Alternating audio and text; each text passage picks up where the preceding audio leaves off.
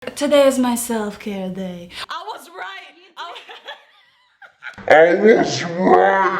That's more natural to me. Like, I'm like, why are we going to spend money? So I can get this drink again? Wait, do I have to pay more? No. Don't forget to subscribe to the channel, hit the bell, because if you don't, YouTube's not gonna let you know when there's new videos. Hey guys, welcome back to my channel, and today I have a very special guest. Yeah.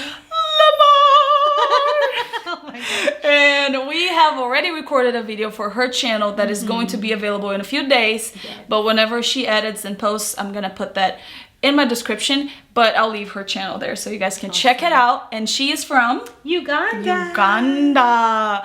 Yes, and today we are going to talk about moving to America and the things that have surprised us, cultural shocks, things that Americans do differently, things that we were like, whoa, or things that were like, oh, that's cool. Yeah. So let's get started. Okay, so the first thing that I think is kind of strange or different in that I still haven't gotten used to and I still keep doing is Americans find it weird when I say sorry for things that are not my fault.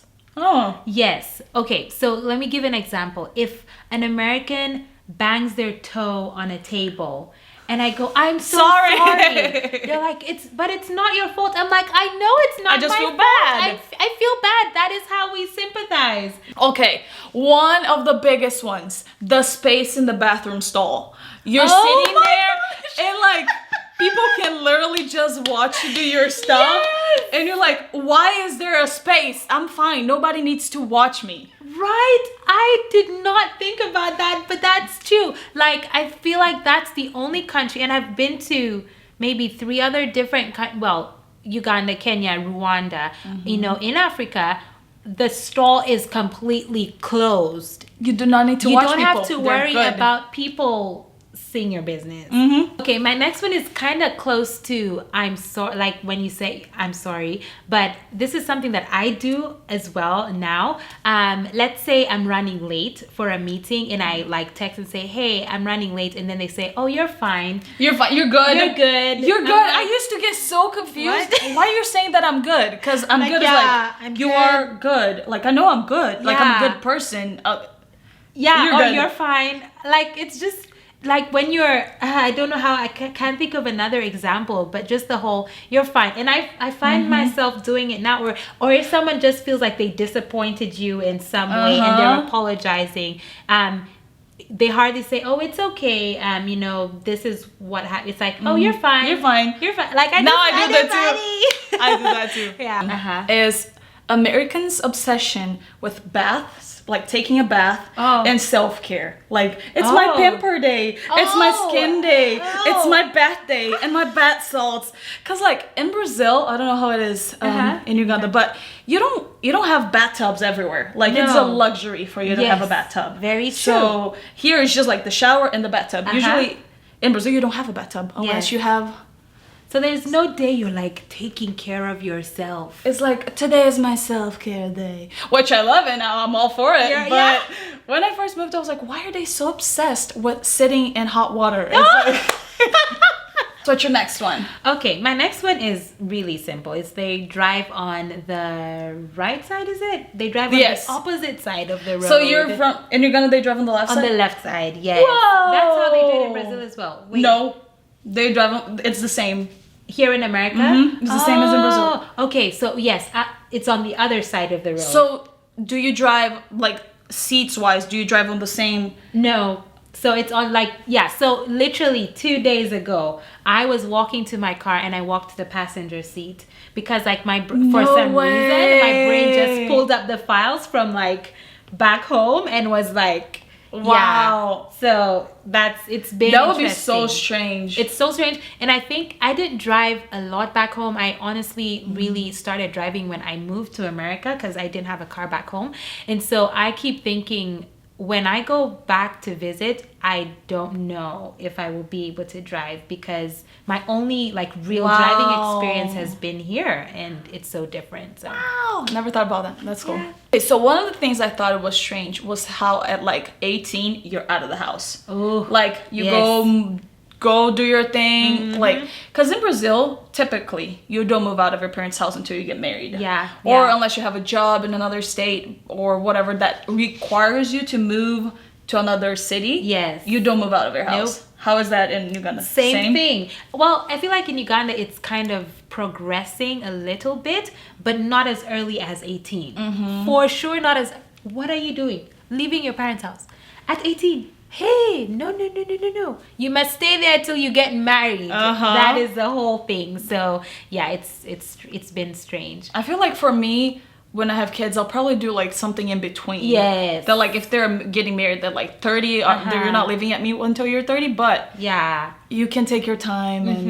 And also just how quickly they mature here. I feel like not only do people move out of the house, it's almost like if I'm 18 and I have a job and I've moved out of my house and I have a girlfriend, why are you we get waiting married to get at 19. Let us get married. I'm like, wait a minute. Like in Brazil, it's very rare that people would get married before the 20s. Yes. It's like... If you get married at 23, that's early. That's like, wow, you got married early. Exactly, because to me, I got married at almost 25. In Brazil, it's early. It's early, It's like, whoa, you're getting married before 30? And here's like, you're old. Yeah, you should be married like for a while. And I'm like... Yes. So, honestly, this is something that I love about Americans. They are so polite. Oh my goodness. Whether it comes all the time from a sincere place or not, that's not the point. The point is, Americans are polite. Like, you'll be walking into a shop or a supermarket and someone is walking in before you and they will hold the door for you. I'm like, thank you so much. Oh my goodness. Or what's another one? Oh, my favorite. This is my absolute favorite. I'm either running or driving through the neighborhood and the people walking on the street or driving past me just feel the need to wave at me. And I'm like, I'll wave at you too. Exactly. Yeah. And actually one of mine goes along with it and I really appreciate it. People are not all up in your business. Like, it's not like the American culture for people to be asking you how much you make or like, because I feel like in Latin culture, and correct me if I'm wrong, in African culture too, like it's very common to be like, oh yeah, how's the wife? And then you just tell how the wife is and how the marriage is and how everything is and how much you're and making. How the chicken are and the goats and the cat and the dog as well. And then in America, it's like, how's life? Good. How's wife? Good. Life is good. Good. You move along. Yes. It can go the superficial, too shallow way sometimes. But I appreciate that, like, I don't feel obligated to tell people say things I'm not comfortable with. Yes. Let me actually, so back home I lived in the city, but I lived on the outskirts of the city, and a lot of times what happens is they'll have like little like towns, if that may, or shopping centers, like a neighborhood will be surrounded by will surround a shopping center.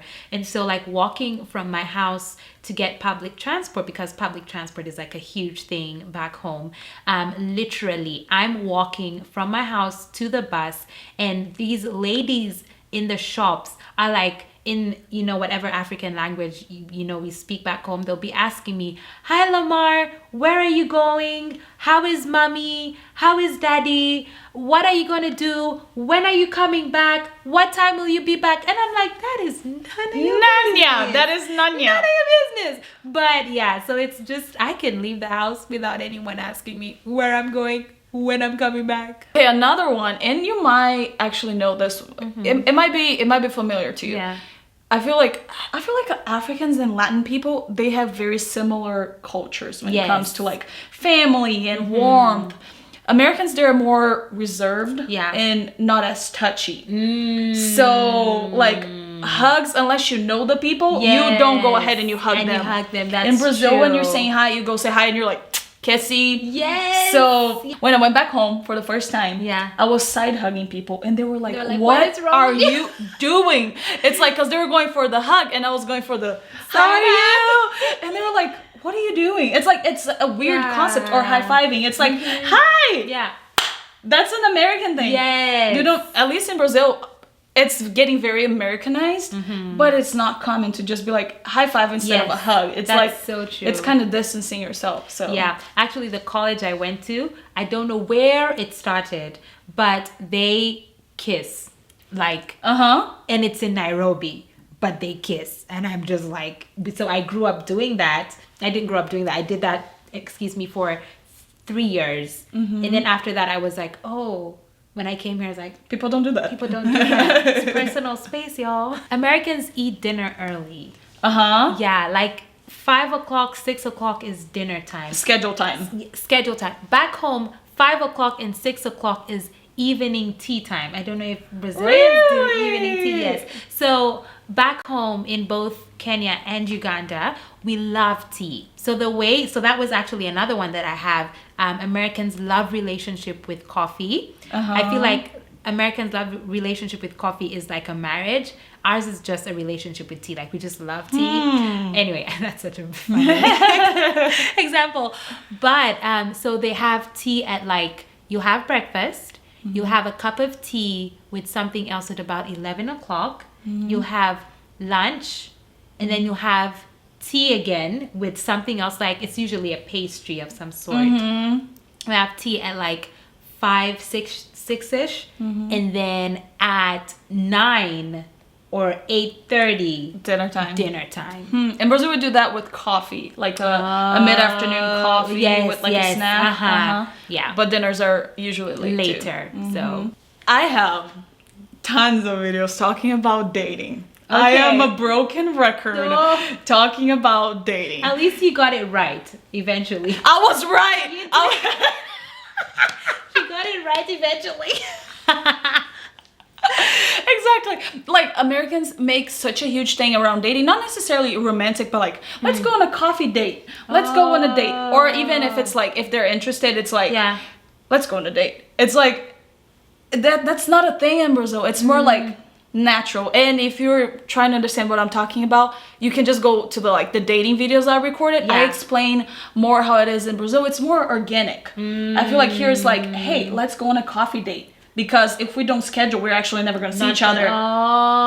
Okay. So I understand what you're talking about. So like in Brazil, it's more like you already know you're going to see your friends. So you're kind of just like, oh yeah. So I'll see you on Saturday, you know? Okay. Yeah. I get what you're talking about. It's almost like going places together to meet and talk is a thing. You have to make you have to schedule time. That it has to be a plan instead of like, oh yeah, I'll see you on Saturday. It's like, oh, when are we going on a coffee date? That's a very American thing. You know what I'm talking about? I know exactly what you're talking about, and thinking about it, I realized that when we were growing up, that's not how it was. But as time has moved on, I feel like a lot of like Latin and African culture is becoming Americanized. Oh yeah. So right now, like when I do go home, it's like, let's meet up for dinner, or let me take you out for this. So back home, saying let me take you out doesn't mean I'm like taking you out like in a romantic way. It means let's go get together. Let's get together, not at home. You know, in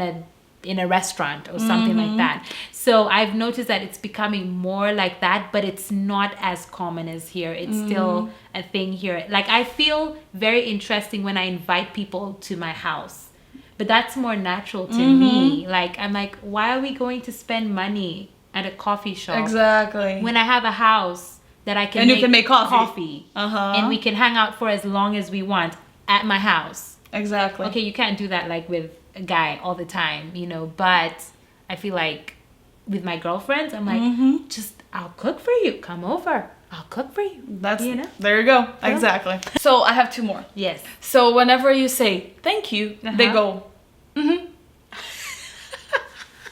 I'm like, I took the time to say thank you. Can you say you're welcome? You're welcome. Can you say my pleasure? Can you say, and I do that now too. But in the beginning, I used to think it was so rude. Yeah. Because like, if you did something for me and I took the time to say thank you, and you're like, it's not a word. It's like a sound.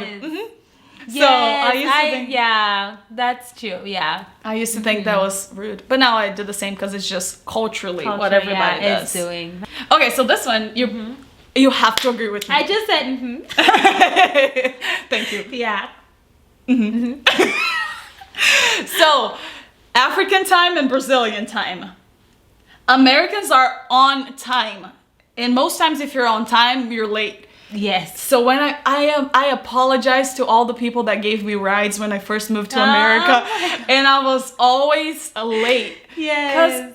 for example, if you have a doctor's appointment in Brazil, it is acceptable and okay if you're 10 minutes late. Yes, yeah. It's fine because there's public transportation. There's lots of things involved that need to happen in order for you to get there on time. In America, if they said 10 o'clock, 10 o'clock it starts. Sometimes 9:59. Yeah. So in African time, it's the same thing. It's the same thing. Like you are still on time if you're within the 10-minute window after, you know, and like it's not. Yeah, I feel like I've become a bit time conscious, so I do get a bit upset when people are like excessively late. But the thing is, for me, I feel like I still have like that balance. Like if I'm 5 minutes, if someone gets upset at me for being 5 minutes late, I'm like, chill, you know? But like if someone is like an hour late, then I'm like, excuse me. Excuse you? And that's something I learned. Like it's a good concept of like being on time because you're respecting that person's time. Yes.